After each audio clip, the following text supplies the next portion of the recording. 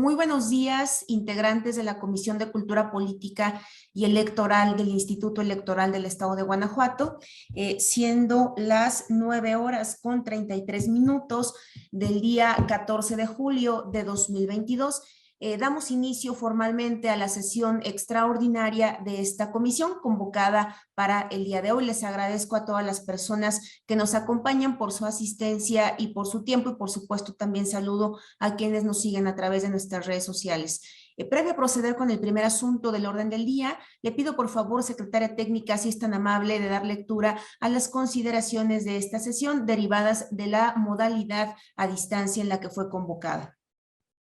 Con gusto, Presidenta. La dinámica de la modalidad virtual es la siguiente.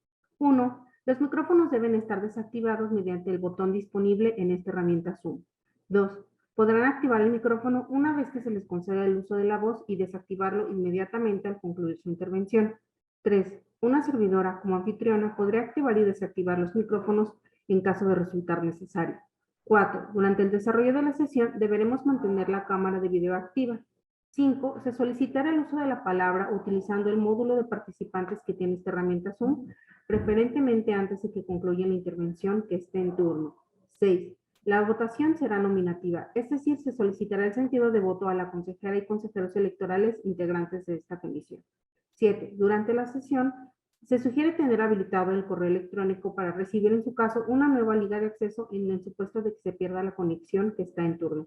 Y 8. Finalmente, de presentarse algún inconveniente técnico, pueden comunicarse con el personal de apoyo cuyos datos de contacto se compartieron en el correo remitido el día 13 de julio. Muchas gracias, secretaria técnica. Proceda, por favor, con el primer asunto del orden del día. Claro, el primer punto del orden del día es la lista de asistencia y declaración de existencia de quórum legal, por lo que procedo a pasar lista. Consejera electoral Beatriz Tovar Guerrero. Presente. Consejero electoral Antonio Ortiz Hernández. Hola, presente. Consejero electoral Luis Gabriel Mota. Presente, secretaria, muy buen día. Buenos días, gracias. Secretaria técnica, la de la voz. Representaciones de partidos políticos. Partido Acción Nacional. Presente, buenos días. Buenos días. Partido Revolucionario Institucional. Presente, buenos días. Buenos días. Partido de la Revolución Democrática. Partido del Trabajo. Partido Verde Ecologista de México. Presente, buen día. Buen día. Movimiento Ciudadano. Y Morena. Presente, buen día. Buenos días. Hago constar que existe quórum legal para celebrar esta sesión. Muchas gracias, secretaria técnica. Se encuentra presente acudiendo por primera vez a esta sesión de carácter virtual el ciudadano Joel García Pérez, representante suplente del Partido Verde Ecologista de México, por lo que es el momento de tomarle la protesta de ley correspondiente. Le pido por favor al ciudadano Joel García, sea tan amable de ponerse de pie, abrir el micrófono de su computadora, y a quienes nos encontramos en esta sala, les pido por favor mantengan sus cámaras encendidas. Bien, ciudadano Joel García Pérez, representante suplente del Partido Verde Ecologista de México, acreditado ante esta Comisión de Cultura Política y Electoral del Instituto Electoral del Estado de Guanajuato. ¿Protesta usted guardar y hacer guardar la Constitución Política de los Estados Unidos mexicanos y las leyes que de ella emanen, cumplir con las normas contenidas en la Ley de Instituciones y Procedimientos Electorales para el Estado de Guanajuato y desempeñar leal y patrióticamente el cargo y la función que le ha sido encomendada? Sí, protesto. Si no lo hiciere así, que el pueblo de Guanajuato se lo demande. Bienvenido, representante. Muchas gracias. Gracias. Adelante, por favor, secretaria técnica, continúe con el desahogo de la sesión. Claro, Presidenta. El siguiente punto es el relativo a la lectura y aprobación en su caso del orden del día, del cual procedo a dar lectura. 1. Lista de asistencia y declaratoria de quórum legal. 2. Lectura y aprobación del orden del día. 3. Informe de la Secretaría Técnica sobre la correspondencia recibida.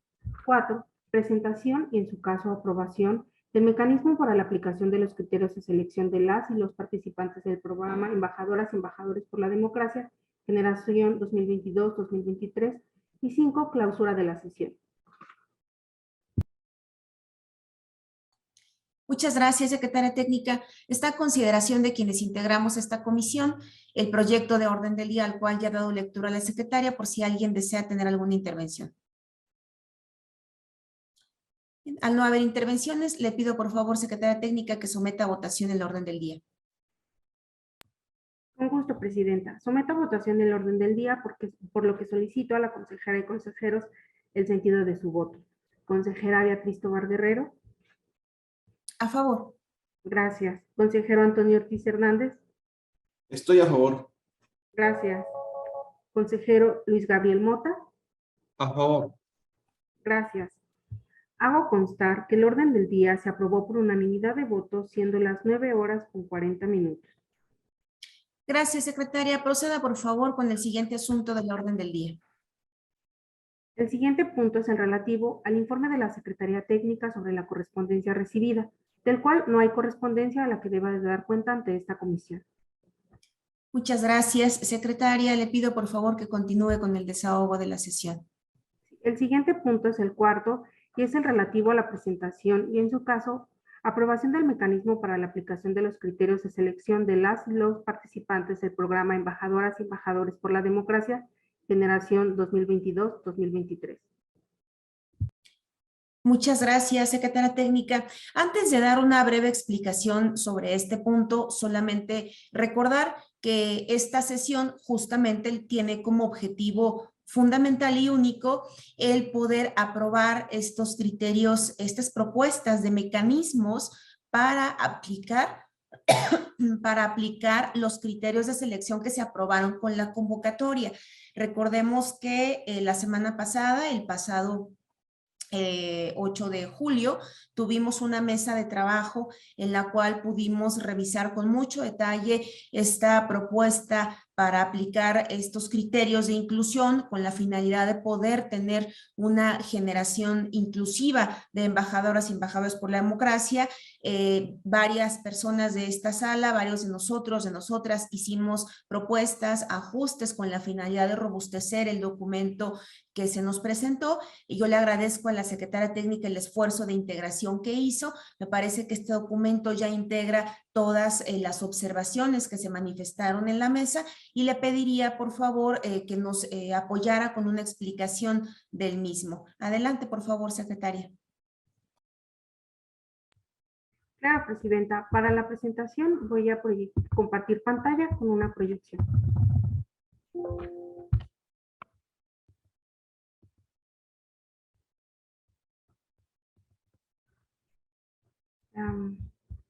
¿Pueden confirmar si mi pantalla está compartida?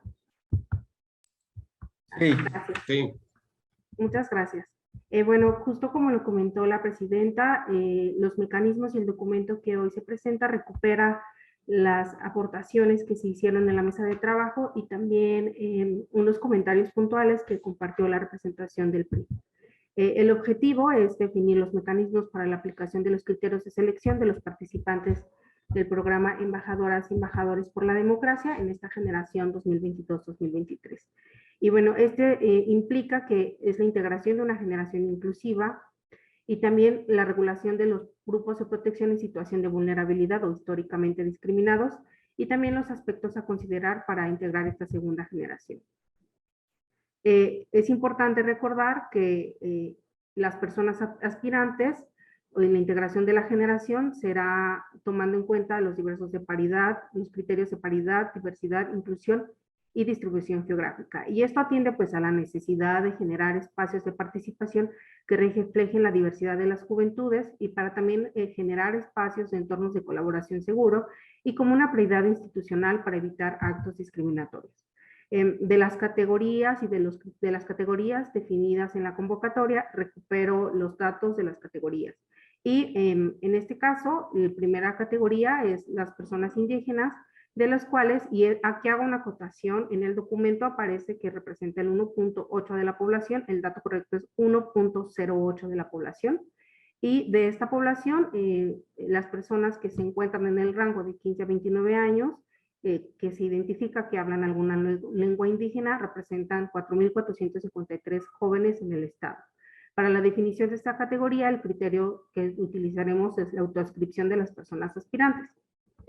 En el caso de las personas con discapacidad, en Guanajuato existen 935.673 personas con discapacidad, lo cual representa el 15.2 de la población, y de esta población, las personas que se encuentran en el rango de 15 a 29 es el 2.09%. Las acciones de selección para las personas con discapacidad, además de la selección, como se comentó en la mesa de trabajo, deberemos de hacer el esfuerzo de evitar conductas capacitistas y siempre deberíamos de mirar, respetar la dignidad, la autonomía individual, la libertad de todas decisiones y su independencia. El criterio para nosotros corroborar esto es la manifestación de las personas postulantes. En el caso de las personas afromexicanas, en Guanajuato existen 108.806 personas afromexicanas. Esto representa el 1.1 de la población. De esta población, las personas que se ubican en el rango de 15 a 29 años representan el 0.48%.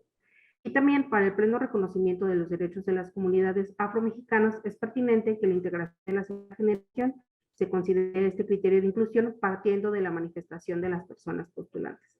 Y por último, es personas LGBTIQ+, y en este caso es importante que esta categoría se divide en dos criterios. Las juventudes con orientación sexual distinta a la heterosexualidad o las juventudes de la disidencia sexual, y las juventudes con identidad de género distinta al cisgénero, intersexuales y juventudes de la disidencia de género. Y también este criterio lo corroboraremos con la autoadscripción. Es importante decir que una vez que las personas que se identifiquen como personas comunidad LGBT, tendrán que responder un cuestionario que nos identifique o que nos ayude y nos oriente a identificar en cuál de estas dos categorías las ubicamos.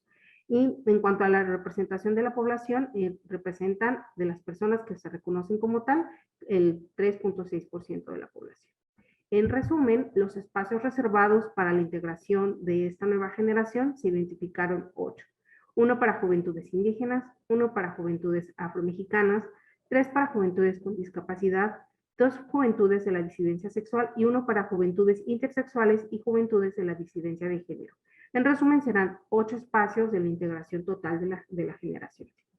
Y estos criterios los aplicaremos tomando en cuenta 5 aspectos. 1, la paridad como principio vertical y también como mandato de optimización, y las categorías de inclusión de manera horizontal conforme a lo que se define la paridad flexible.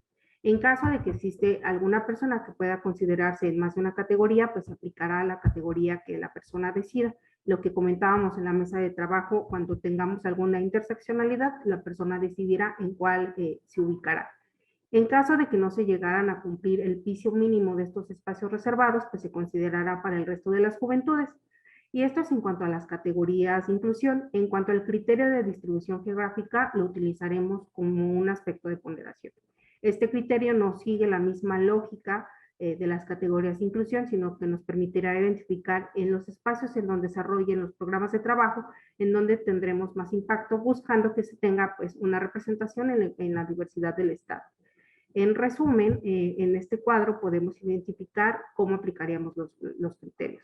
De las 26 personas que integrarán la segunda generación, considerando la paridad como un criterio vertical, serían 13 mujeres y 13 hombres. Los criterios horizontal son las categorías de inclusión de discapacidad, disidencia sexual, disidencia de género, indígenas y afromexicanos, y la distribución geográfica como un criterio de ponderación. Y en resumen, son los ajustes que se hicieron al documento y quedo a la orden. Muchas gracias. Muchas gracias, secretaria técnica. Solo para abonar en la explicación que nos acaba de dar la secretaria, Mencionar también que estamos hablando de un piso mínimo, es decir, evidentemente lo idóneo es que tengamos una mayor representación de personas con una diversidad que nos permita, una diversidad tal en estos criterios de inclusión que nos permita contar con una generación como hemos estado buscando, que sea una generación pues inclusiva de las juventudes. También mencionar que si no llegásemos a cumplir la meta de este piso mínimo, los espacios que se han reservado se abrirán para la totalidad de las juventudes que se encuentren participando. Y por supuesto que solamente para precisar, en el tema de la aplicación del criterio de paridad, es decir, en el plano idóneo es 13 hombres, 13 mujeres. Sin embargo, al aplicarse de manera horizontal los criterios, sobre todo de la diversidad sexual, ahí estaremos haciendo los ajustes correspondientes porque habrá juventudes que no se identifiquen ni como hombres ni como mujeres. En ese sentido, se podrán ajustar esos números, pero siempre cuidaremos el principio de paridad en la totalidad, es decir, si la totalidad de mujeres y hombres adscritos, autoadscritos como tal, como mujeres y como hombres, nos da 20, pues serán entonces 10 y 10. En ese sentido, digamos, va a estar la aplicación de estos criterios. Y pues bueno, está a su consideración esta propuesta, decirles que el programa de embajadoras y embajadores por la democracia ya se encuentra la convocatoria abierta, ya hemos estado haciendo difusión de la misma. Es importante la aprobación que podamos hacer de estos criterios el día de hoy, porque para el proceso ya de revisión y selección de esta generación es cuando vamos a ocupar, digamos, ya estos criterios, este mecanismo de selección de criterios, pues ya aprobado. En ese sentido, está a su consideración la propuesta y abrimos una primera ronda de intervenciones. Ha solicitado el uso de la voz el consejero Luis Gabriel Mota. ¿Alguien más solicita el uso de la voz en esta primera ronda? ¿El representante del PRI? ¿Alguien más desea hacer uso de la voz? Bien, abrimos primera ronda de intervenciones. Consejero Luis Gabriel, tiene usted el uso de la voz hasta por 10 minutos.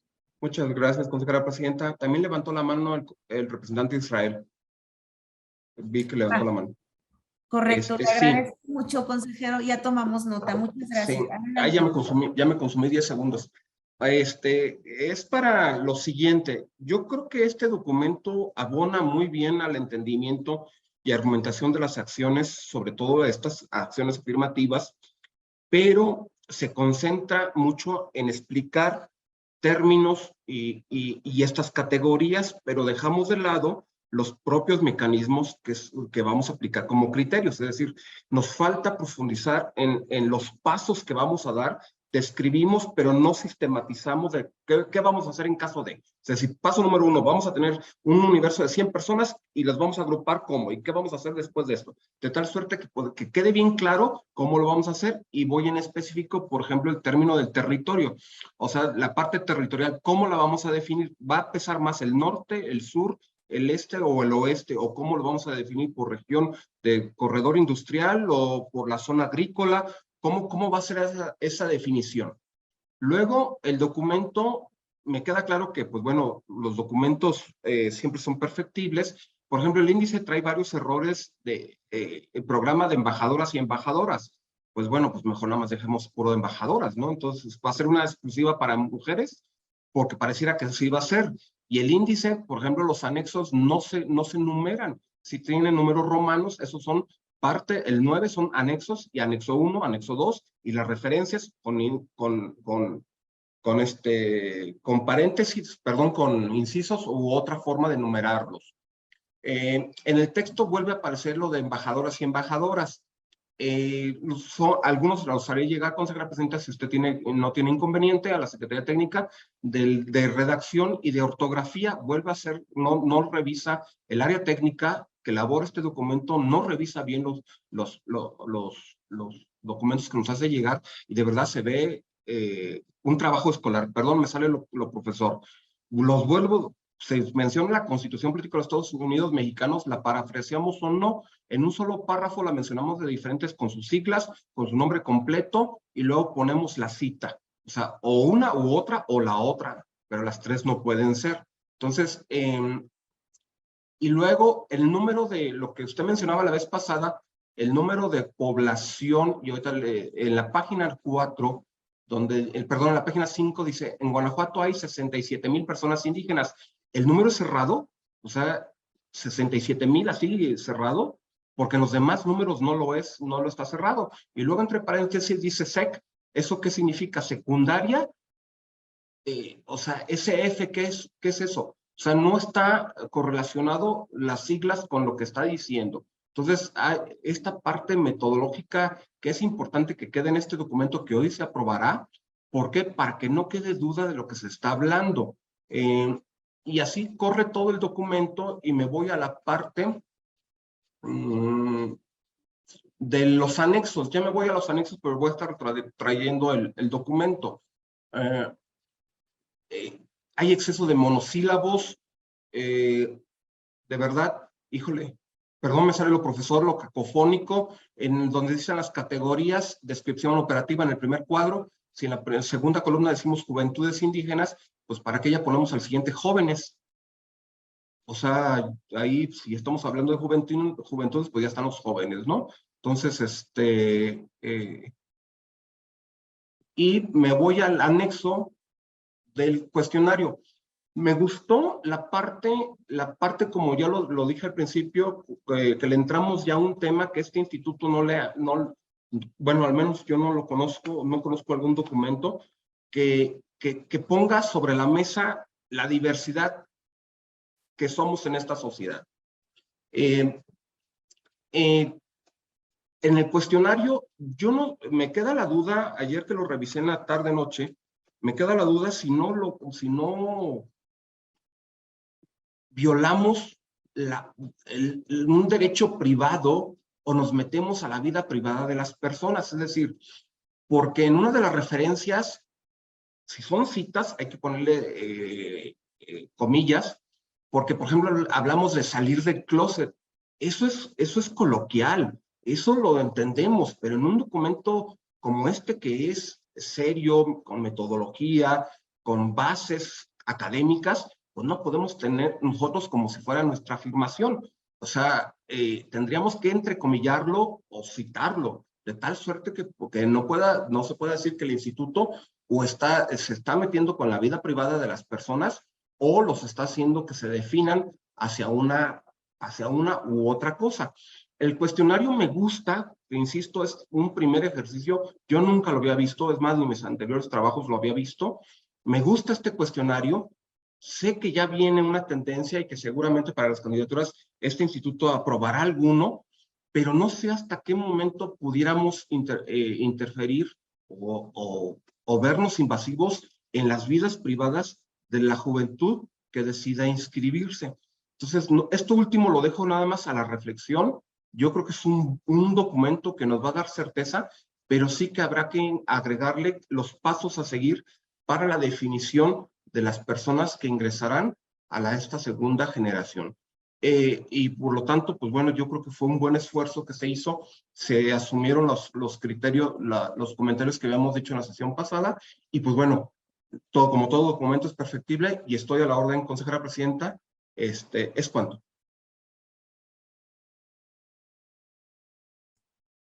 Muchas gracias, consejero Luis Gabriel. Tomamos nota de sus comentarios. Permítanme intervenir antes de seguir continuando con el uso de la voz, solamente para dar respuesta a dos observaciones de manera específica.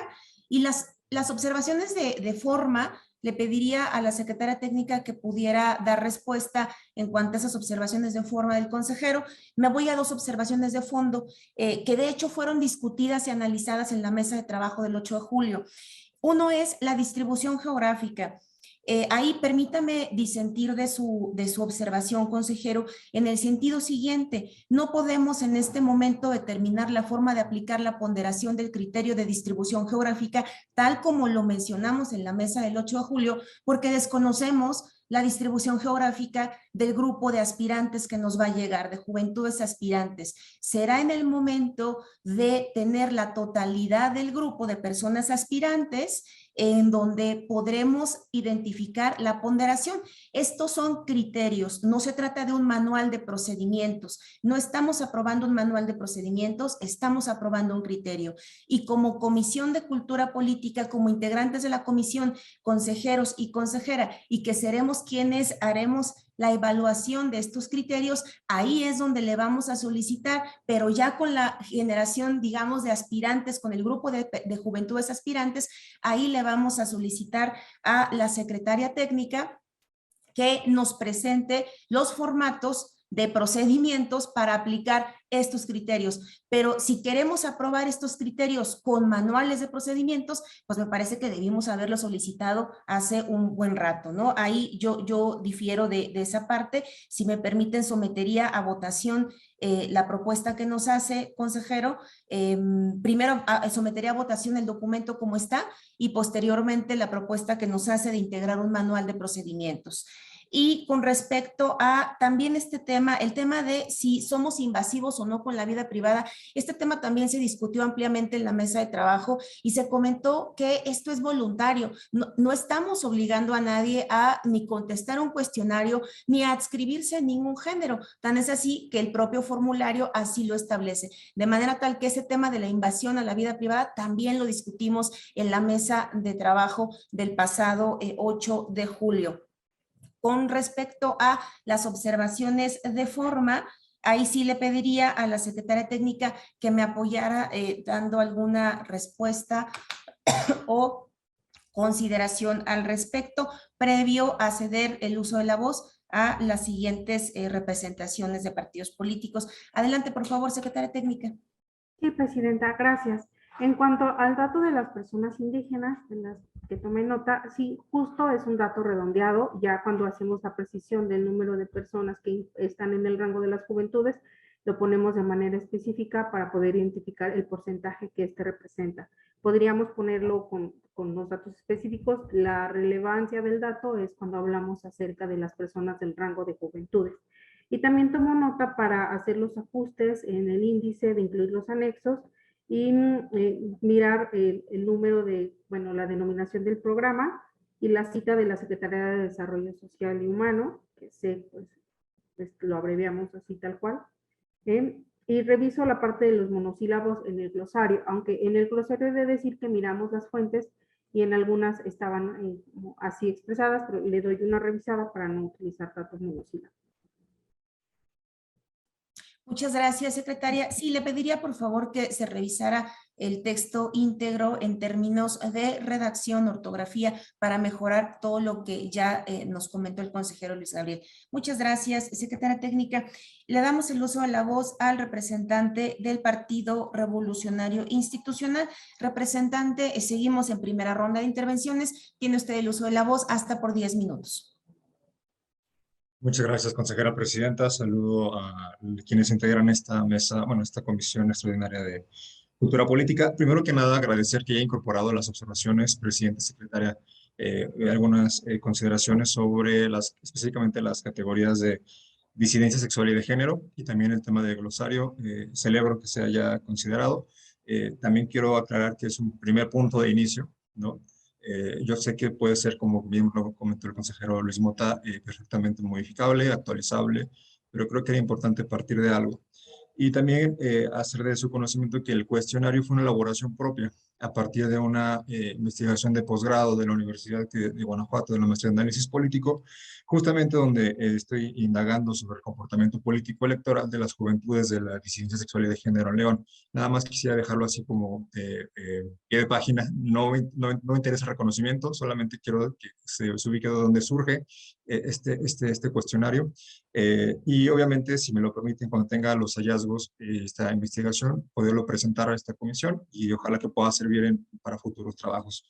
Ese sería como el origen de este cuestionario. Inicialmente también nos preocupaba en ese momento el tema del que mencionaba el consejero Luis Mota, de la privacidad, ¿no? Sin embargo, creamos un cuestionario de tal manera que, bueno, crea un cuestionario que creo que no es tan invasivo, que da la posibilidad a las personas que ellos puedan elegir, ¿no? O sea, inclusive no se les cataloga en ese momento como te consideras, gay, lesbiana, bisexual y demás, ¿no? Que a lo mejor en un primer momento pueda hacer eso que genere una barrera con la persona interlocutora. Sin embargo, aquí se habla más de comportamientos sexuales y políticos, ¿no? De esa manera y da la posibilidad de que las personas entren más en confianza de dar respuesta.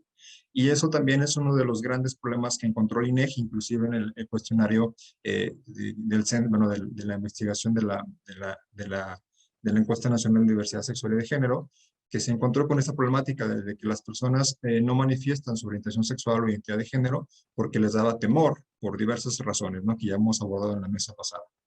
Sin embargo, yo creo que podríamos solventarlo con un buen aviso de privacidad, ¿no? Y que este cuestionario se puede decir que sea libre de contestarlo, que sientan la mayor libertad de poder hacerlo y que obviamente pues se garantice que esta información va a ser tratada de manera confidencial y que no se va a publicitar. Creo que también sería importante que se mencionara en este formulario y este formulario está diseñado para que conteste cualquier persona, independientemente de su orientación e identidad de género, ¿no? Inclusive esto podría darnos a ampliar el abanico de información que hay disponible. Por ejemplo, la última encuesta estatal de juventud fue en el 2019. En esa encuesta de juventud, que todavía no la ha dado a conocer el gobierno del estado, sin embargo tuve acceso a esa información, se dice que el 9% de las juventudes que contestaron ese sondeo, o ese cuestionario, pues se identifican como parte de la disidencia sexual y de género, lo cual pues es un dato bastante alto a diferencia de la media nacional. Entonces yo nada más comentarles que es un primer inicio, yo sé que puede ser modificable, inclusive los mismos conceptos que presento pueden ser actualizables dependiendo de la fuente, y que lo veamos así, con un documento inicial, y bueno, yo invitaría a que lo viéramos así en la comisión, y que perfectamente puede ser modificable. Yo nada más haría una petición, evitar usar la palabra comunidad LGBT, no existe tal comunidad. O sea, podríamos hablar, así más bien hablar de poblaciones LGBT, poblaciones de la disidencia sexual y de género, porque también hay una máxima, generalizar también es discriminar. Entonces, si todos los encasillamos en un solo objeto o en un solo sujeto, no estamos viendo las particularidades de las juventudes, ¿no? Creo que por mi parte sería en esta primera intervención todo, consejera presidenta, y agradecer y reconocer pues el trabajo que se tiene para la inclusión en esta comisión. Gracias. Muchas gracias, representante. Si me permiten también solo para comentar dos cosas. Primero, yo creo que sí es importante, secretaria técnica, poner la referencia respecto al cuestionario, más allá de, como bien dice el representante, de dar un crédito o no a la autoría del documento. Creo que es importante tener la referencia para que las personas que lean el documento sepan de dónde salió el cuestionario. Eso creo que sí debemos agregarlo.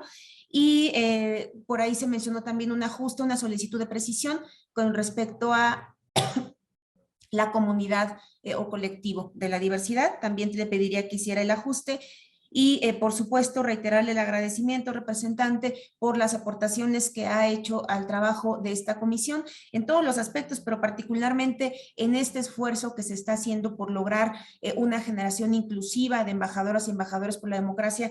Es fundamental las aportaciones que nos ha hecho y le agradezco mucho. Continuamos con las solicitudes de intervención. Seguimos en primera ronda de intervenciones y tenemos la intervención del representante del PAN. Adelante, representante, por favor, tiene usted el uso de la voz. En primera ronda está por 10 minutos. Muchas gracias, buenos días a todos y a todas. En principio, sí quisiera reconocer el esfuerzo que se hizo en la elaboración del documento. Tenemos algunas incongruencias de forma, algunas situaciones de que yo creo que sí nos hace falta darle un orden al documento, sobre todo lo que acaba de comentar el representante Tadeo respecto a la definición de personas LGBTIQ+, que lo refiere en varias partes del documento para después acotar a que se trata de personas con disidencia sexual y de género. Al margen de ello, y también algunas situaciones meramente mecanográficas, errores de dedo y otras tantas ortográficas, yo creo que el texto es comprensible y sí podemos extraer lo que se pretende establecer. Eso me lleva a dos situaciones. En la mesa del 8 de julio, en la mesa de trabajo, se resaltó el tema numérico respecto de las personas integrantes de los grupos que se consideran vulnerables, ¿sí? En aquella fecha se indicó que había ahí alguna distorsión respecto a los números que nos llevan precisamente a una distorsión aritmética para poder establecer cómo se van a garantizar el piso mínimo de representatividad de estos grupos que se consideran en estado de vulnerabilidad. Y al mismo tiempo, creo que en el documento que ahora se presenta no se da respuesta a un cuestionamiento también de la mesa del 8 de julio, que es cómo se va a considerar o cómo va a contar la persona que es disidente del género, que no se adscribe a ninguno de los géneros, cómo va a impactar en la paridad de género.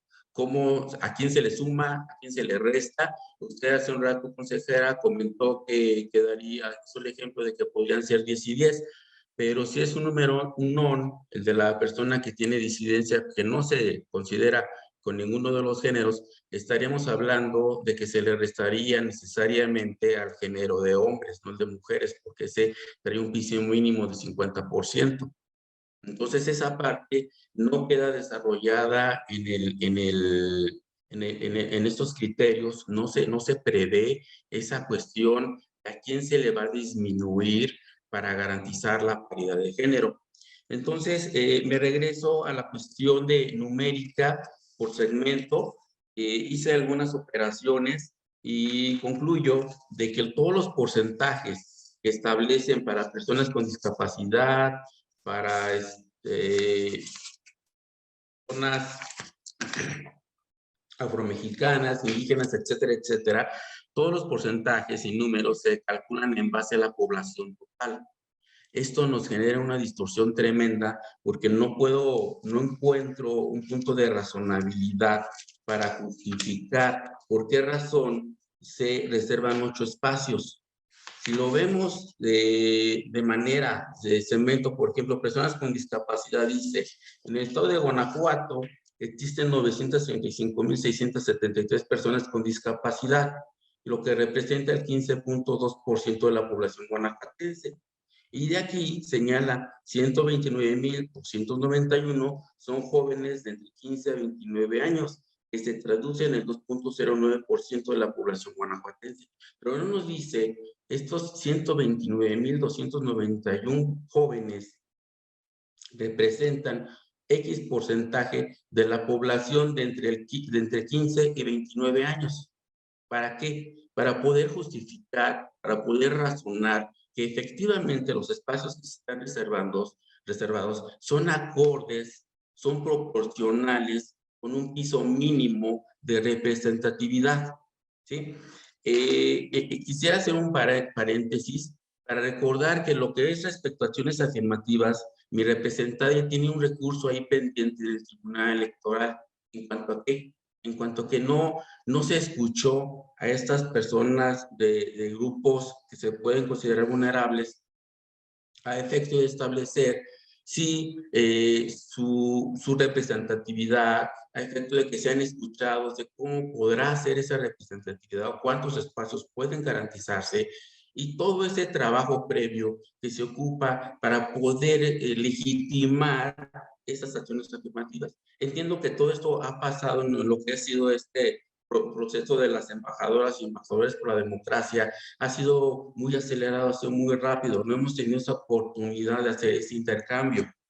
Sin embargo, si ocupamos datos objetivos, datos muy precisos para poder sostener que estos espacios que se están reservando son razonables, que no son excesivos, que no están representados por el piso mínimo, etcétera.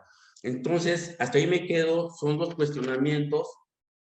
El primero es, me parece que la ausencia de razonabilidad para establecer los espacios reservados, y el segundo, que no me queda claro, es cómo vamos a garantizar la paridad de género en los supuestos de las personas que no se autoescriben con ninguno de los dos géneros. Hasta ahí es mi intervención. Es cuanto, me quedo con esas dudas el trabajo que nos presentaron no me satisface, pues no me da respuesta a esas inquietudes. Es cuanto. Muchas gracias, representante.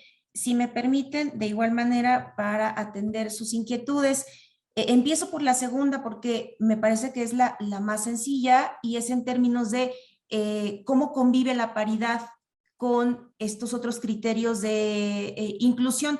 Eso lo comentamos también en la mesa del 8 de julio, lo explicamos al inicio de esta sesión. Sin embargo, quizá valdría la pena, secretaria técnica, que pudiéramos poner una breve explicación en el documento para que no deje lugar a dudas.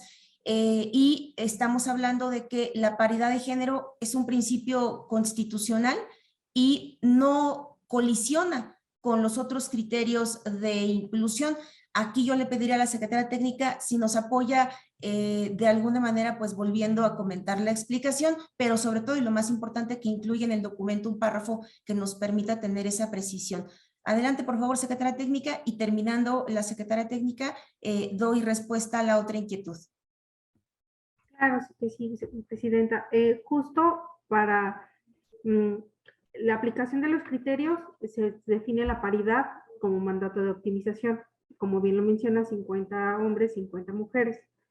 Pero después también el criterio de la paridad flexible nos dice que tenemos que mirar cuáles otras categorías de inclusión tenemos y allí se hace la distribución. Es por eso que la paridad es un criterio que como corre de arriba hacia abajo y los criterios de inclusión son de manera horizontal. Y lo ejemplificábamos señalando, por ejemplo, si hubiera una persona indígena que se autoescribe como indígena y que se registra como una mujer, pues lo tendríamos en la parte de mujer. Y lo menciona muy bien cuando dice qué pasa con las personas no binarias.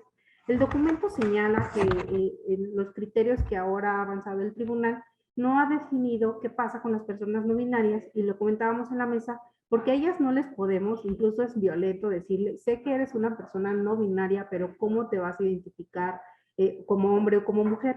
Y eso aún no está resuelto por los tribunales electorales. Lo que decimos es, si en la lista que tengamos, cuando llegaran las personas, identificáramos una persona no binaria, tendremos que mirar cómo convive, porque no lo podría categorizar ni como hombre como mujer. Justo en esta parte ellos se ponen no me identifico ni en el uno ni en el otro, y es violento exigirles que se identificaran.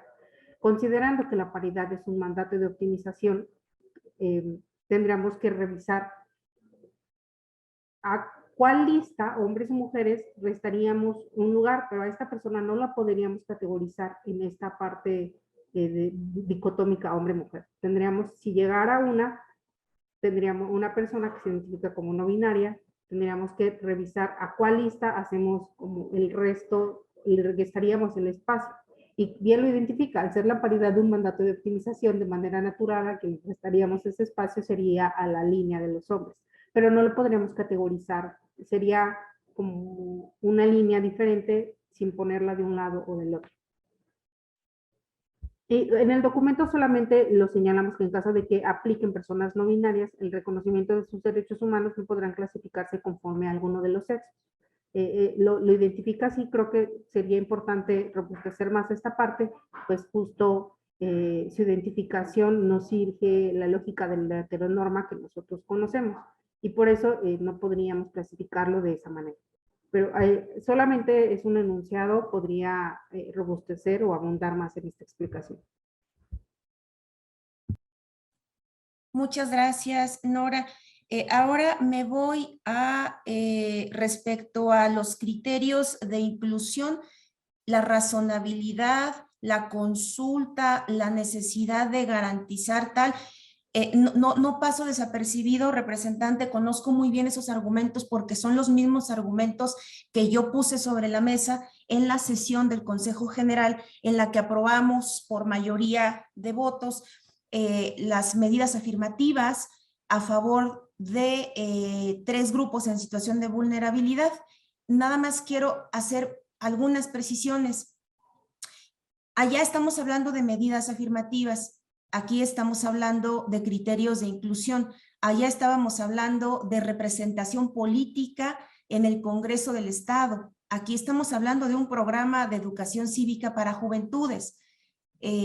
Allá estábamos hablando que no había datos para poder sustentar una medida, digamos, una medida, ¿cómo decirlo?, uniforme. Es decir, se metieron a los grupos en situación de vulnerabilidad en una bolsa y dijeron, de aquí, de esta bolsa, tomas para ponerme 3 candidaturas.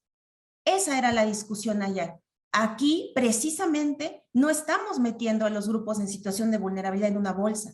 Precisamente estamos diciendo, a ver, estamos desagregando, estamos tomando datos, estamos diciendo, afrodescendientes, hay tantas personas registradas. Si el número es incorrecto, habrá que ir a las fuentes, habrá que ir. A mí me llama la atención y creo que ese es un dato que nos debiera preocupar a todos. No es posible que tengamos registrados 67,000 y pico de personas indígenas, pero tenemos registrados 108,000 personas afrodescendientes. Esos son los datos que nos deben de preocupar y hay que voltear a ver a las autoridades del gobierno, digamos, del Estado, para ver, y del gobierno federal, para ver las entidades censoras, cómo están censando, porque de verdad es absolutamente incongruente, me parece, que personas afrodescendientes tengamos 108,000 registrados, pero personas indígenas tengamos 67,000. Ahí ese dato es el que debe ocuparnos, preocuparnos y voltear a ver cómo le hacemos para tener mejores datos para censar. No obstante, con esos datos, porque es lo que existe y es lo que hay, con esos datos se hizo el desglose. Se determinan incluso, y esa fue una petición expresa que se le hizo en la mesa de trabajo el 8 de julio a la secretaria técnica. Se le dijo, no se vale nada más agarrar y decir, bueno, pues reservamos 3 espacios para juventudes en cualquiera de estos grupos en situación de vulnerabilidad, emulando lo que se hizo con las medidas afirmativas y que han sido tan criticadas. No, precisamente se dice, a ver, muéstrame primero los datos y proporcionalmente dime cuántos espacios tendríamos que reservar para qué tipo de grupo en situación de vulnerabilidad. Ese es un avance que me parece que si se puede hacer en un programa de educación cívica, pero por supuesto que no solo se puede, se debe hacer en medidas afirmativas a favor de grupos en situación de vulnerabilidad, tratándose de candidaturas, porque allá estamos hablando de derechos político-electorales de votar y ser votado. Aquí estamos hablando de participación en programas de educación cívica, que por supuesto es una de las funciones principales de este instituto, y lo dijimos en la mesa pasada, tenemos que actuar con el ejemplo. O sea, es decir, no podemos solamente emitir medidas afirmativas en temas de candidaturas y exigir a los partidos que se cumplen. Tenemos nosotros como instituto que poner el ejemplo y que decir, ok, tenemos programas de educación cívica para juventudes, hay que también ver cómo garantizamos inclusión. Entonces, en ese sentido, la verdad es que yo tengo que decirle que no comprendo sus inquietudes en torno a este programa en particular. Sus inquietudes y tal cual son, me suenan de verdad, se lo puedo comentar, muy familiares, coincido con ellas. Es más, y reitero, fueron los argumentos que la de la voz puso sobre la mesa y está grabada la sesión en el voto razonado que presenté en su momento en la aprobación de estas medidas, argumentando que precisamente hacía falta todo este análisis previo. Posteriormente, cuando se resolvió el recurso de revocación, también volví a poner los argumentos sobre la mesa, los mismos argumentos, y de hecho voté en contra. La verdad es que debo decirle que en este tema de el programa Embajadoras y Embajadores, precisamente queremos tomar este programa como una buena práctica de cómo sí se puede desagregar estos grupos en situación de vulnerabilidad y con los datos existentes poder identificar el número de mínimo, ese piso mínimo en cada grupo en situación de vulnerabilidad para poder tener una generación inclusiva, pero reitero, con base en el orden. Ahora bien, coincido absolutamente con todas las personas que han dicho que este documento es perfectible. Por supuesto que sí. Es más, les quiero recordar, la primera generación no lo tuvo. Y yo no escuché a ninguna persona, ni consejera, ni consejero, ni representante de partido político que en la primera generación nos dijera, oigan, hagan una generación incluyente. Oigan, están dejando fuera a grupos en situación de vulnerabilidad. No lo escuché y la primera generación no fue inclusiva. Esta segunda generación se busca que sea inclusiva y es un avance. Estoy segura que para la tercera generación que le tocará integrar al consejero Luis Gabriel Mota como presidente de esta comisión, estoy segura que será muchísimo mejor que esta, porque vamos aprendiendo sobre la marcha y vamos mejorando nuestras prácticas institucionales, porque ese es el compromiso de esta institución. De eso estoy segura, que vamos a ir mejorando como de la primera generación, mejoramos a esta segunda, en términos de convocatoria, en términos de inclusión, en términos de la distribución geográfica inclusive, que estamos buscando tener una estrategia de promoción focalizada también, o se pretende buscar una promoción focalizada. Hacia allá vamos, hacia allá vamos. Que por supuesto, reitero y coincido con todas y todos ustedes, este documento tiene áreas de oportunidad, por supuesto. No obstante ello, le reitero mi reconocimiento a la secretaria técnica por el trabajo que ha desempeñado para integrar este documento y estoy segura de que cuando tengamos la tercera generación, esta nos saldrá todavía mucho mejor que la segunda y así tenemos que ir en este ciclo de mejora continua en el que el instituto ha entrado desde hace ya algunos años. Eso sería lo que yo podría comentar al respecto. Abrimos una segunda ronda de intervenciones, no sin antes preguntar de las personas que no han intervenido y deseen hacerlo para continuar en esta primera ronda. Me parece que no hay solicitudes de intervención. Abriríamos segunda ronda de intervenciones. Adelante, secretaria técnica, por favor. Sí, consejera, solo para hacer constar que a las 10:15 se conectó a esta sesión la secretaria suplente, la representación suplente del PAN.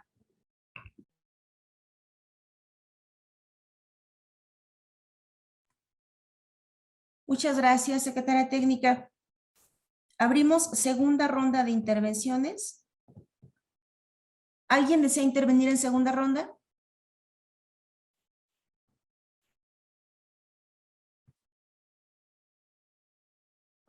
Tenemos en segunda ronda de intervenciones al representante del PAN y en segundo lugar al consejero Luis Gabriel Mota.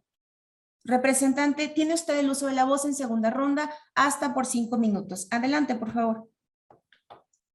Muchas gracias. Voy a reiterar, porque me parece que es importante que en los criterios de los mecanismos se deba asentar la situación de la paridad de género respecto a la cuestión particular que señalábamos de las personas que no se identifican con algún género. La consecuencia lógica es de que se le va a restar a los hombres, no se le va a restar al género de mujeres. Eso en base a para garantizar o hacer válido el principio constitucional de paridad. Pero como ya sabemos lo que va a pasar, yo creo que es importante que se establezca el criterio para no dejarse la discrecionalidad ni la ambigüedad. Es más que nada de ambigüedad. Hacia allá iba el comentario. Eso es por un lado. Por el otro lado, no estoy en contra de incluir a estos grupos. El partido que representó no está en contra tampoco. Lo que hago notar es una cuestión de razonabilidad, no de la inclusión, sino de la forma en que se está aplicando. Los datos numéricos entiendo que sí se pueden extraer, porque si tenemos un dato numérico respecto de lo que representa de la población cada grupo, entonces puedo sacar el total de la población de la juventud entre los 15 y 29 años.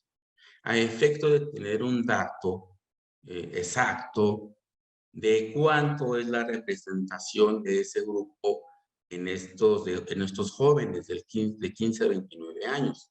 Entonces, ahí el cuestionamiento no es tanto la inclusión, sino la manera en que se reserva. ¿Por qué 8 espacios? Yo lo que quiero dejar claro es que voy a tratar de estar. Y estamos reservando 3 espacios para discapacidad, 2 para disidencia sexual, 1 para disidencia de género, 1 para indígenas y uno para afromexicanos. Tenemos 2 grupos que son de 3. Estos 3, y si los contamos todos, son 8, nos viene a representar aproximadamente más del 30% del total de jóvenes. Si esto es así, cada posición reservada, más bien cada posición tras 26, cuesta 3.8461%. Si no tenemos un dato confiable, exacto o aproximado de cuánto representa cada uno de los grupos vulnerables en la juventud, en las juventudes, entonces podríamos estar provocando una distorsión o los estamos sobrerepresentando ya desde el piso mínimo. Entonces, me parece que deberá ser acorde ese dato exacto para poder decir entonces, mira, ¿sabes qué? Este es el piso mínimo. Esto es lo que por lo menos te toca. Esa es la inquietud. Les agradezco su atención. Es cuanto. Gracias, representante. Tiene el uso de la voz en segunda ronda el consejero Luis Gabriel Mota. Adelante, consejero. Tiene usted hasta 5 minutos. Muchas gracias. Es sencillo. Para la propuesta que usted hacía de someter a votación lo del manual de procedimientos. No, yo creo que es suficiente con un cuadrito que determine los pasos. O sea, nada más que dé luz, pues. O sea, que dé luz y seguramente en otro momento llegaremos a esa definición de cómo vamos a hacer cómo vamos a aplicar los criterios. O sea, a través de pasos, ya sea de un manual o un instructivo, lo que sea, pero ya es un paso siguiente, pues. Es cuanto, consejera presidenta. Gracias, consejero. También vi que levantó la mano el representante del PRI. Adelante, representante. Tiene usted el uso de la voz hasta por 5 minutos.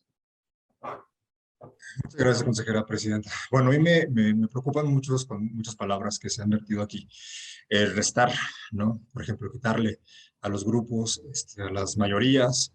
Yo quizá más bien le hablaría de inclusión, ¿no? O sea, estamos dando voz, estamos visibilizando a grupos históricamente discriminados y entiendo que efectivamente quizá esto no tendría por qué ser así, simplemente se hace porque se les ha invisibilizado históricamente, no se les ha dado la posibilidad de participar, de alzar la voz por un sinfín de circunstancias y motivos, ¿no? Que no vale la pena aquí vertir.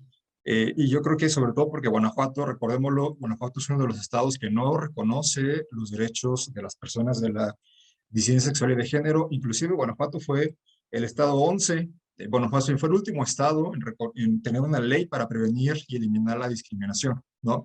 Que se aprobó 11 años después que ocurrió en la Ciudad de México. Entonces no podemos hablar que en Guanajuato se reconozcan estos derechos. Yo creo que si vamos a la numeralia, tiene efectivamente razón el representante del PAN. Hay estudios que mencionan inclusive que el 90% de la población transita dentro del espectro de la disidencia sexual y de género, ¿no? ¿A qué voy? Que está dentro de la bisexualidad en alguno de estos elementos, ¿no? No lo digo yo, hay fuentes, investigaciones, y que solamente el 10% de la población es completamente heterosexual o completamente homosexual. Digo, ya para hablar de datos específicos creo que es complicado. Hablamos de autoadscripción, recordemos que tiene que ver con la voluntad de reconocerse a sí mismo como parte de sus grupos discriminados, como sujeto de que se le ha vulnerado sus derechos y como sujetos políticos que les interesa participar y tomar decisiones. Yo creo que ese 30% que usted menciona, representante, no, al contrario, que bueno, ojalá fueran más, ¿no?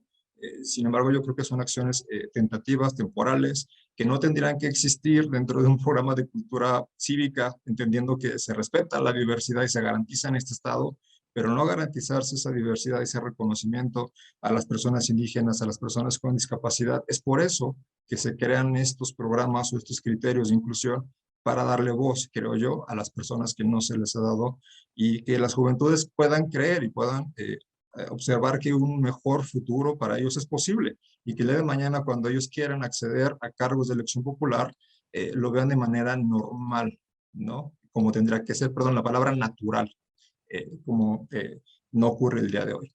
Creo que por mi parte sería cuanto.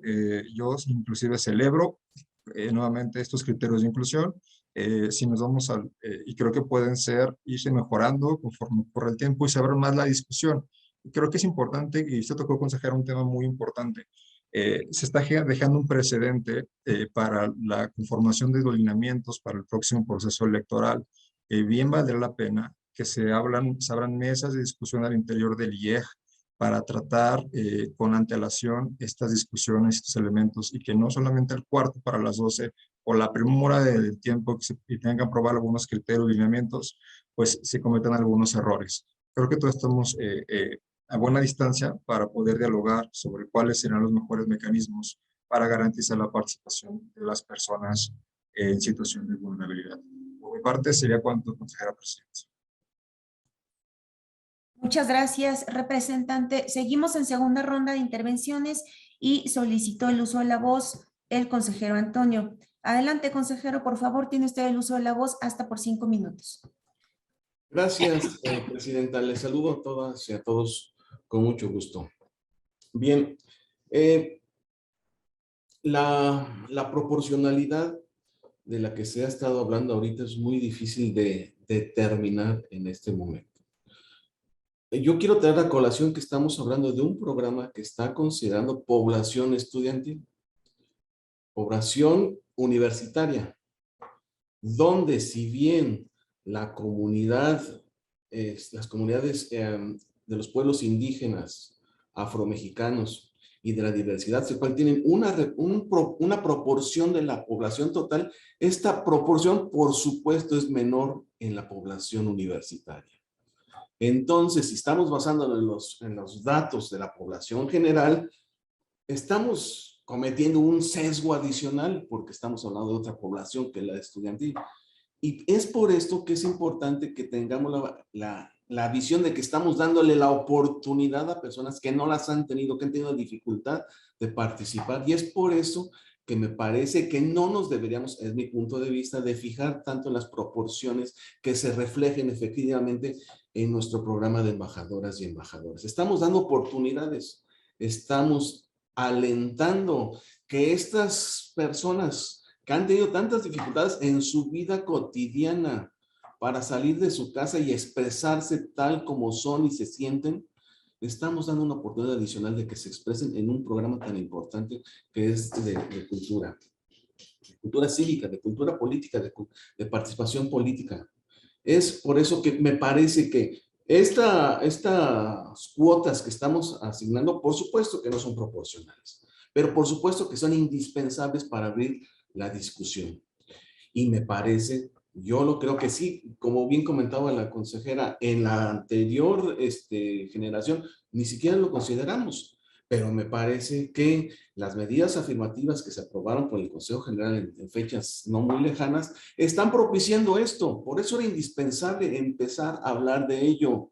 Y por supuesto, aquellas medidas afirmativas tendrán que perfeccionarse si una vez que se resuelva la cadena impugnativa que se ha iniciado y una vez que se haga la reglamentación previa al proceso electoral próximo, considerando los resultados de programas como estos que van a enriquecer ese perfeccionamiento paralelo que tendremos que seguir en todos los programas que desarrolla ese instituto y de que sean también eco de lo que está pasando en nuestro país, que por supuesto que la discusión está muy amplia. Y me parece que incluso que a nivel nacional e internacional la discusión ya va por otro lado. Está, me parece, tratándose de invisibilizar a las mujeres en muchos aspectos, en otros sentidos, que aún no han aterrizado en nuestro estado y en nuestra discusión que hemos hecho hasta el momento y que creo que en algún momento va a explotar y tenemos que estar preparados para ellos. Por lo tanto, me parece que las proporciones no las tenemos que fijar. No tenemos que fijarnos en eso. Tenemos que dar las oportunidades, abrir los espacios y que los resultados que tengamos en esta generación, por supuesto, van a repercutir en la siguiente generación y la siguiente, porque este es un programa que me parece llegó para quedarse lo de embajadoras y embajadores de la democracia. Y por supuesto, nos ayudará a perfeccionar los mecanismos que implementemos para la participación, para los registros de candidaturas en el próximo proceso electoral y en el próximo y en el próximo. Gracias. Es cuanto. Gracias, consejero. Continuamos en segunda ronda de intervenciones. ¿Alguien de los presentes que no haya hecho uso de la voz aún desea intervenir? Bien, si me permiten, y adelante, secretaria técnica. Reconozco que no hay como intervención para la Secretaría Técnica, pero quisiera hacer algún comentario respecto de lo que señalaba la representación. Justo cuando estábamos haciendo el documento analizábamos que la argumentación no la podríamos partir desde la garantía del derecho positivo de formar, bueno, tanto de votar por ir a una contienda o resultar electo. Es distinto cuando hablamos como de este tipo de garantías y los deberes institucionales que tenemos. Pero lo que teníamos claro que para la integración de esta segunda generación necesitábamos detonar un espacio y un ambiente que representara la diversidad de las juventudes y la diversidad de las capacidades humanas y de la diversidad que podríamos tener. Sabiendo incluso que esto podría ser como un entorno, y sobre todo que fuera un espacio de participación que se considerara como un entorno seguro. Ya platicamos aquí que puede ser peligroso que alguien se identifique como persona LGBT. También hemos conocido últimamente casos de personas indígenas que por ser indígenas son sometidas a violencia y discriminación. Y aún así, reconociendo como estos reconociendo esta necesidad de dar un espacio y de generar, sobre todo de generar un espacio que implicara diversidades. Y sobre todo construir espacios seguros de colaboración y de participación.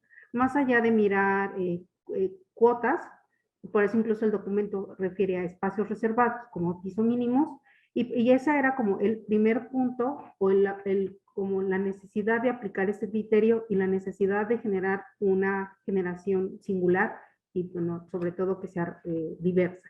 Y el segundo punto decíamos, no queremos caer en acciones o en acciones discriminatorias. Por eso el fundamento principal es el artículo 1 y el artículo 4 constitucional. Y en el documento no desarrollamos derechos y garantías, derechos político-electorales, justo porque el deber institucional lo ubico desde este enfoque, de generar y detonar un espacio de participación diversa y segura para las juventudes universitarias, y no desde el enfoque de un deber institucional de garantizar un derecho político-electoral. Y ese está escrito en el documento, pero creo que valdría la pena hacer más énfasis en este abundaje para que quedara claro pues cuál es la intención de esta segunda generación. Es todo, Presidenta. Gracias. Gracias, Nora. Solamente para complementar tu intervención, sí considero que es importante que se abunde en esto que acabas de mencionar, pero en el documento. Creo que sí vale la pena que quede plasmado en el documento. Bien, continuamos en segunda ronda de intervenciones. Les pido por favor me pongan el cronómetro, ya que nadie más desea intervenir en esta segunda ronda. Enseguida abrimos una tercera de ser necesario. Les pido por favor me pongan el cronómetro para hacer una intervención. Muchas gracias. Bien, en relación con la propuesta que nos hace el consejero Luis Gabriel, me parece que esa propuesta podría perfectamente abonar en la comprensión del documento. Yo creo que podemos integrar una tablita, secretaria técnica, para el tema de la distribución geográfica. Entendí que era para ese tema, ¿verdad, consejero? Sí, y para la aplicación de los criterios, pero no en orden, o sea, no necesariamente cómo se van a aplicar, sino para que nos lo veamos gráficamente. Ya sé que está la tablita, que tenemos la transversal vertical. Ajá, así. Okay. Podríamos tenerlo como un ejemplo, pero entonces, si no tiene inconveniente, consejero, ese ejemplo yo creo que más bien ya nos sirve para el momento de aplicarlo, es decir, exacto, nos sirve a los consejeros y consejeras integrantes de esta comisión, que somos quienes vamos a hacer la revisión de estos criterios ya con la generación integrada. Ahí es creo que donde nos va a ser de mucha utilidad tener esta tablita con el ejemplo. Si no tiene inconveniente, la solicitaríamos al momento de hacer, o bueno, de manera previa a hacer la integración de la generación. ¿Está de acuerdo? Okay. De acuerdo. Le agradezco mucho, consejero. Con relación a, me voy a hacer una sola intervención para mencionar mi postura respecto a la supuesta desproporción del 30%, es decir, parece que estamos reservando espacios para el 30% de las juventudes que pertenecen a algún grupo en situación de vulnerabilidad, cuando pareciera que debiéramos hacerlo más proporcional. Bueno, aquí lo primero que tengo que decir es que coincido con un argumento que dio el consejero Antonio. No tenemos si quisiéramos hacer una proporcionalidad precisa, rigurosa, estadística, científica, requeriríamos tener los datos, como bien lo dijo el consejero Antonio, de censos más bien universitarios. De entrada, estudiantes que no se encuentren en una universidad o juventudes que no estén en una universidad, pues no pueden entrar a este programa. Entonces, tendríamos que irnos a esos datos. Ahora, ¿es el objetivo de este programa? No, no es el objetivo de este programa. El objetivo de este programa es formar juventudes conscientes de sus derechos, conscientes de sus obligaciones, que busquen replicar este mensaje de democracia y cultura de la paz y que se conviertan en agentes de cambio.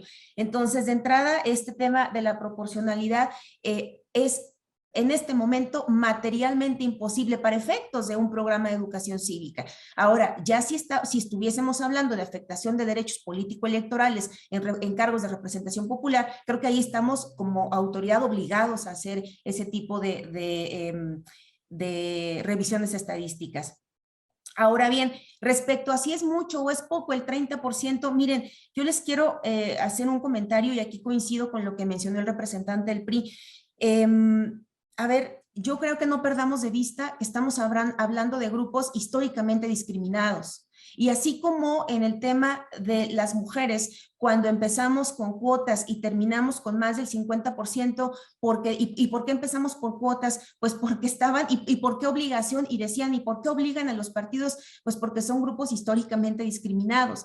Y estamos hablando de resarcir ese daño histórico, esperando que, y este tipo de medidas son progresivas, esperando que llegue un momento en el que no las necesitemos. Y ahí es donde quiero fijar mi último comentario, y es, creo que estamos perdiendo de vista un tema que también es de fondo. Este es un programa de educación cívica, que lo que busca es que las juventudes conozcan sus derechos políticos, conozcan sus obligaciones políticas también, sus responsabilidades de participación, y que de manera voluntaria levanten la mano y digan, quiero participar, quiero ser parte de ese programa, que a través de este programa conozcan la democracia, el instituto, las distintas formas de participación, para que con base en ello, estas juventudes el día de mañana levanten la mano para un cargo de representación popular. Y si logramos que los grupos en situación de discriminación sean los que de manera voluntaria levanten la mano para participar,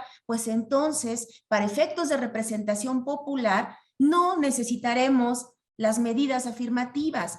Este programa, el fondo de este programa, y no hay que perder de vista eso, es buscar que de manera voluntaria las juventudes levanten la mano. Y si estamos buscando que cada vez más juventudes inclusivas levanten la mano para participar en programas de educación cívica hoy, no tendremos que emitir medidas afirmativas mañana para que levanten la mano para un cargo de representación popular. Y termino, no necesitarán, ya no estarán los partidos políticos diciendo que no hay juventudes en estos grupos en situación y que no hay personas en estos grupos en situación de discriminación, porque serán las propias personas quienes levanten la mano para participar.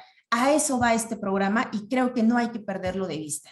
Y si tuviéramos que dar más espacios, me parece que hay que apostarle para buscar esta voluntariedad, porque este programa es eso, es de la buena voluntad de las juventudes para formar parte de una generación inclusiva y que el día de mañana sean estas juventudes quienes voluntariamente levanten la mano para participar en un cargo de representación popular.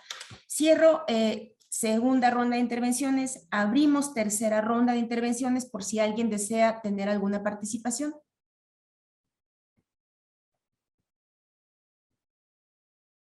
¿Me confirma, por favor, secretaria técnica, si tenemos alguna solicitud de intervención? No, presidenta, no detecto solicitudes de intervención.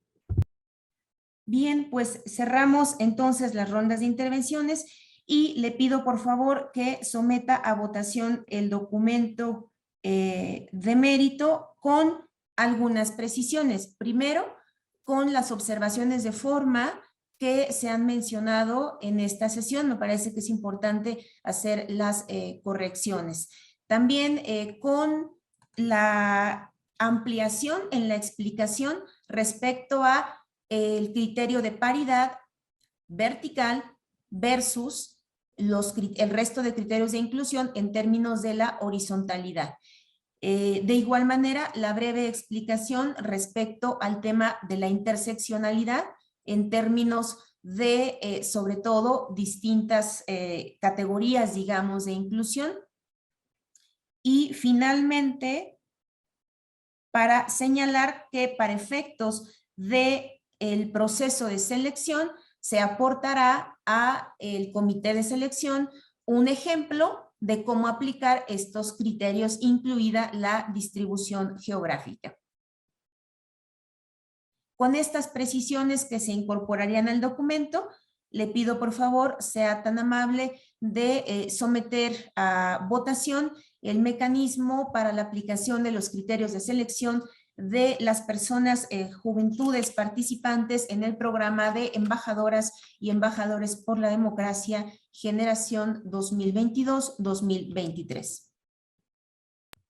Claro que sí, Presidenta. Someto a votación la aprobación del documento que contiene el mecanismo para la aplicación de los criterios de selección de las participantes del programa de embajadoras y embajadores por la democracia generación 2022-2023 con las precisiones señaladas, por lo que solicito a la consejera y a los consejeros electorales el sentido de su voto. Consejera Beatriz Tovar Guerrero. A favor. Gracias. Consejero Antonio Ortiz Hernández. Estoy a favor. Gracias. Consejero Luis Gabriel Mota. A favor. Gracias. Hago constar que el documento que contiene el mecanismo para la aplicación de los criterios de selección de los participantes del programa Embajadoras y Embajadores por la Democracia generación 2022-2023 se aprobó por unanimidad de votos a las 10:50.